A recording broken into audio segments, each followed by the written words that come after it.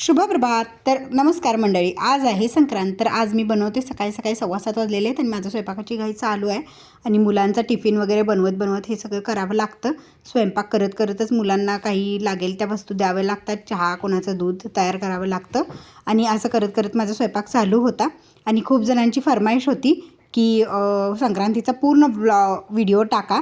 तर मला संक्रांतीचा व्हिडिओ टाकायला काही वेळ मिळाला नव्हता, पण मी छोटे व्हिडिओ बनवून ठेवला होता, शॉर्ट्स घेतले होते, पण मला व्हिडिओ बनवायला जमलं नव्हतं आणि काही कारणांमुळं मी व्हिडिओ बनवला नव्हता. तर अशा 2-3 जणांनी कमेंट टाकल्या.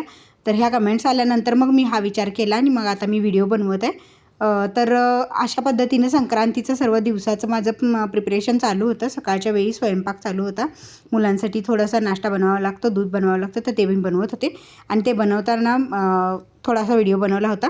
तर झालं आहे, आता माझं सकाळचं काम पूर्ण झालेलं आहे आणि मी आता रेडी झालेली आहे आणि अशा पद्धतीने मी संक्रांतीचं पूजन करत आहे आणि मी तिथं ओवसा मांडलेला आहे. ओवसा मांडून त्याला हळदी कुंकू लावून मी ओवसाचं पूजन करत आहे आणि ओवसाचं पूजन झाल्यानंतर माझ्या मुलीने थोडंसं डेकोरेशन अलीकडे केलं आहे. तर त्याच्यानंतर हे थोडं डेकोरेशन मी तुम्हाला दाखवते आणि हे तिनं बनवलेलं आहे, पण मी हे तुम्हाला दाखवण्यासाठी तिथं बसलेली आहे.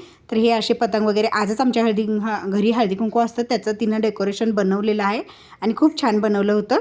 तर हे माझं डेकोरेशन कसं झालं हे पण कमेंट्समध्ये सांगा. तर आमच्याकडं वौसा पद्धत असते आणि मोठी संक्रांत घेऊन वौसायला जायचं असतं. तर सगळ्यात प्रथम देवाला आणि देवानंतर आपण तुळशीला वौसून घ्यायचं असतं आणि वौसल्यानंतरच आम्ही बाकीच्या स्त्रियांना वौशासाठी बोलवतो, हळदी कुंकू करतो. तर तुळशीला वौसून तिला हळदी कुंकू लावून तिला तिळगुळ द्यायचे आणि मग तिथून पुढं आम्ही बाहेरच्या संक्रांतीच्या वौसेसाठी जातो. तर आता आम्ही चाललो आहे मंदिरात. मंदिरात गेल्यानंतर तिथं भरपूरशा